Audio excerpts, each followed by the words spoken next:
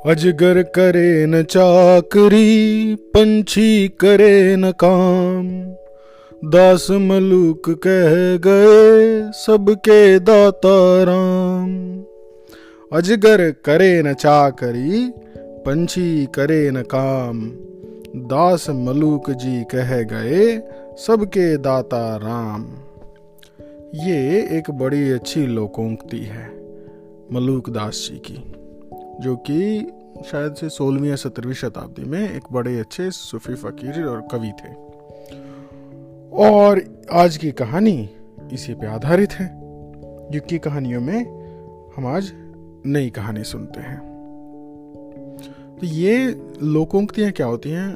जो कि कहावतें हैं जिनमें किसी ने बहुत गहरा गूढ़ अर्थ छिपा के बात को आसानी से कह दिया है, और वो बहुत सारी सिचुएशंस पे लागू होती है। जैसे ये आलसी लोगों पे होती है।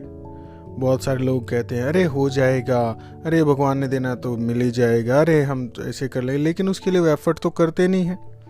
अगर आप काम नहीं करोगे तो कैसे मिलेगा? तो इसमें वो कहते हैं कि अजगर करे न चाकरी। जैसे अजगर किसी की नौकरी नहीं करता है और वो सारा दिन सुस्त सुस्त सा पड़ा दिखता है,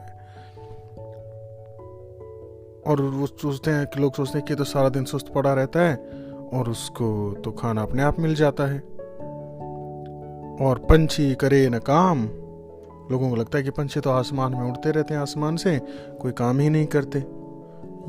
तो इसकी सेम चीज इंटरप्रिटेशन है। सिर्फ एक अगर आदमी देखेगा तो जैसे ग्लास एक रखा हो कोई पानी का, उसको आधा खाली दिखेगा। अगर मान लो उसमें आधा भरा है तो एक आदमी कहेगा, जो नेगेटिव सोचेगा, कि ग्लास आधा खाली है, दूसरा कहेगा कि ग्लास आधा भरा हुआ है। तो ऐसे ही जो आलसी आदमी होगा वो देख के कहेगा अरे अजगर भी तो सारा दिन बैठा रहता है, और पक्षी देखो कैसे मजे में उड़ते फिरते हैं, और वो थोड़ी कोई काम करते हैं, उन्हें भी मिल ही जाता है। तो उसे ये नहीं पता कि अजगर में कितनी शक्ति होती है। अजगर अगर अपनी कुंडली मार लेता है तो उसमें आदमी की हड्डी तक तोड़ सकता है। अजगर में जहर नहीं होता, लेकिन उसकी ग्रिपिंग पावर इतनी तेज होती है कि उससे वो अपने शिकार को जकड़ के दम घोट के मार डालता है। और ऐसे ही पक्षी हैं। सुबह सुबह जब आप उठते भी नहीं हो, देखोगे तो चिड़ियों की, पक्षियों की आवाज़ें, चहचहाने की आवाज़ें सुन के आप उठते हो, आपको सुनने को मिल जाएंगी। वो इतनी जल्दी उठ जाते हैं और उठ के अपना दाना चुगने, काम करने निकल जाते हैं, अपने परिवार के लिए, बच्चों के लिए, खाना लाने के लिए, काम करने के लिए। तो ऐसे ही एक बार एक बाग था, और वहाँ पे सारे जानवर बड़े आराम से रहते थे। खूब सारे सांप भी थे उसमें, और वो बहुत कुछ सब कुछ अच्छे से चल रहा था। अच्छे से चलते चलते वो एकदम लेजी हो गए, और ना वो कभी सेफ्टी का ध्यान रखते थे, ना ही किसी का डर था। तो सबको एक तरह से विश्वास हो गया था कि इसकी तो रक्षा ना भगवान खुद करते हैं, इसलिए हमें डरने की ज़रूरत है ही नहीं। जैसे जब मोहम्मद गौरी आया था और वो सोमनाथ के मंदिर पे हमला कर रहा था, तो जो मंदिर के पुजारी थे उन्होंने क्या सोचा था? उन्होंने सोचा था कि सोमनाथ के भगवान हमारी रक्षा करेंगे। और पृथ्वीराज चौहान ने, राजपूत राजाओं ने कहा भी था कि भगवान उन्हीं की रक्षा करते हैं जो अपनी रक्षा खुद करता है। आपको भगवान बुद्धि दे सकते हैं, लेकिन भगवान आपके लिए आके लड़ेंगे नहीं। आपको शक्ति दे सकते हैं, आपके लिए हथियार नहीं उठाएंगे। तो इसलिए आपको स्ट्रेटजी सोचनी चाहिए, युद्ध की तैयारी करनी चाहिए, और मोहम्मद गौरी को डर भगाने का, उससे बचाव करने का रास्ता सोचना चाहिए। लेकिन पुजारी तो अपने अंधविश्वास में डूबे हुए थे। उन्होंने क्या किया था? जब मोहम्मद गौरी ने हमला किया तो सोमनाथ के मंदिर में, उसके आंगन में 1200 पुजारी बैठे थे और यज्ञ हवन कर रहे थे।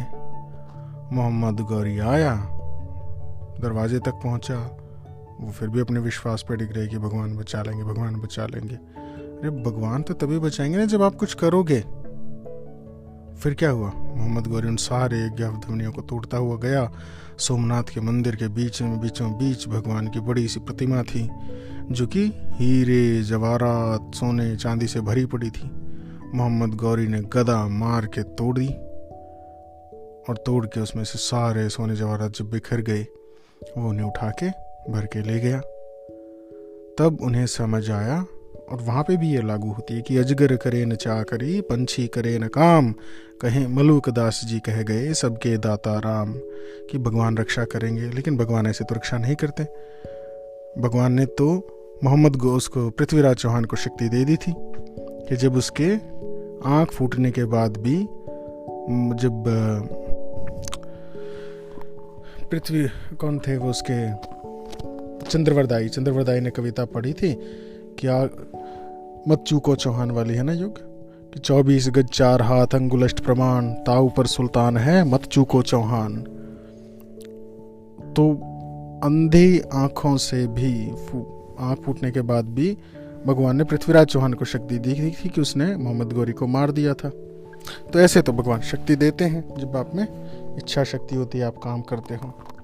तो ऐसे ही उस बाग में क्या हुआ, बहुत सारे सांप रहते थे,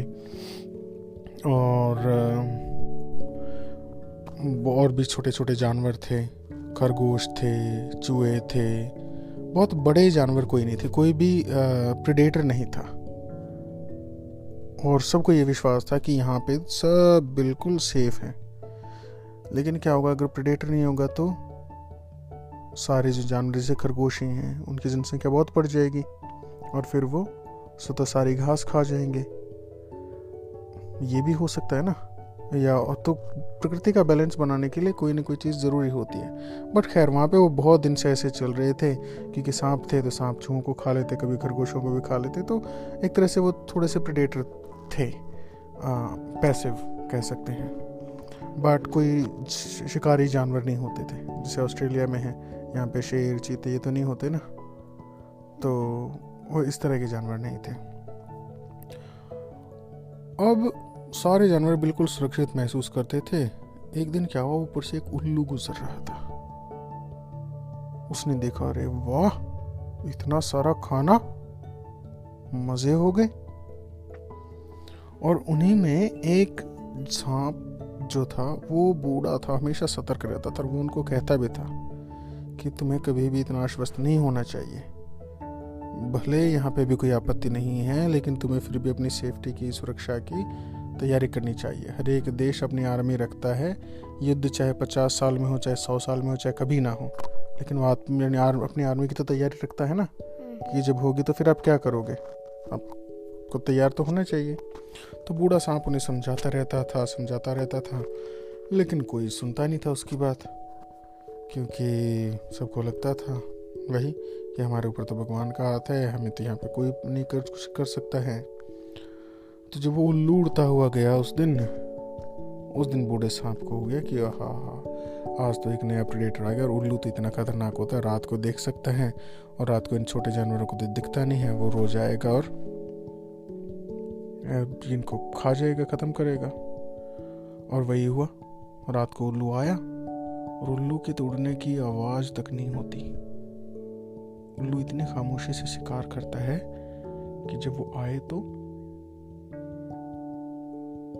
पिन ड्रॉप साइलेंस, उसके पंखों की बिल्कुल भी आवाज नहीं होती। तो उल्लू आता, ऊपर से खरगोश को उठा ले गया, सांप था, सांप को उठा ले गया, जो भी मिलता रोज आता और उनको उठा ले जाता। अब 5-7 दिन उल्लू ने देख लिया कि यहाँ पे ना तो कोई ह्यूमन है, ना कोई प्रोटेक्टर है, कोई करने वाला नहीं है। तो एक दिन वो अपने पूरी फैमिली के साथ आ गया, सारे उल्लुओं को ले आया। तब उस बूढ़े सांप ने पता है क्या कहा? उस बूढ़े सांप ने कहा कि एक ही उल्लू काफ़ी था चमन उजाड़ने के लिए। चमन होता है बाग, कि एक ही उल्लू बहुत था भाई हमारे लिए, सारे बाग को ख़त्म करने के लिए। एक ही उल्लू काफ़ी था चमन उजाड़ने के लिए, हर शाख पर उल्लू बैठा है, अंजामे गुलसितां क्या होगा। हर शाख पे यानी हर एक पेड़ पे, हर एक टहनी पे इतने सारे उल्लू आ गए थे, पूरी फैमिली आ गई थी, झुंड उनका। मैंने कहा कि हर शाख पर उल्लू बैठा है, अंजाम है यानी रिजल्ट गुलसितां बाग, कि अब हमारे बाग का क्या हाल होगा। और ये बात ऐसे होती है कि अगर मान लो आपके बहुत सारे डिसऑनेस्ट पर्सन हैं, है ना, कंट्री में, या कोई भी अपना काम अच्छे से नहीं कर रहे हैं, जब सभी ऐसे करने लगेंगे तो उस कंट्री का, उस स्टेट का, उस जगह का क्या हाल होगा, ख़राब हो जाएगा। तो ये बात इंसानों पे भी लागू होती है। लेकिन बूढ़े सांप ने कहा था कि एक ही उल्लू काफ़ी था चमन उजाड़ने के लिए, हर शाख पर उल्लू बैठा है, अंजाम गुलसितां क्या होगा। और हुआ क्या, वही हुआ। रात को उल्लू आए और पूरे बाग को साफ कर गए। बस वो बूढ़ा सांप जो था अपने बिल में जो समझदारी से जो अंदर छुपा हुआ था वो नहीं निकला। अगले दिन चुपचाप से, कि दिन में उल्लू देख नहीं पाते हैं, निकला बूढ़ा सांप और फिर से दोहराते हुए कह गया, अब और बोलो कि अजगर करे न चाकरी, पंछी करे न काम, मलूक दास जी कह गए सबके दाता राम। तो अब आपको इसमें एक कहानी भी सुनी, कहानी तो कई सारी होगी, और 2 कहावतें होगी। कौन कौन सी? अजगर क्या है ये? मैं भूल गया। आप भूल गए? चलो फिर से बोलते हैं कि अजगर करे न चाकरी, पंछी करे न काम, कहें मलूक दास जी कह गए सबके दाता राम। और दूसरा था, एक ही उल्लू काफी था चमन उजाड़ने के लिए, हर शाख पर उल्लू बैठा है, अंजाम गुलसितां क्या होगा।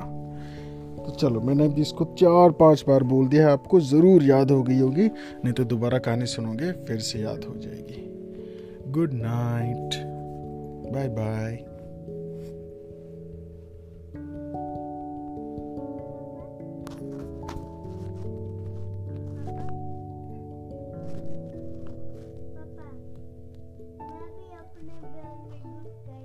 आप भी अपने बिल में घुस गए? ओके, चलो, गुड नाइट।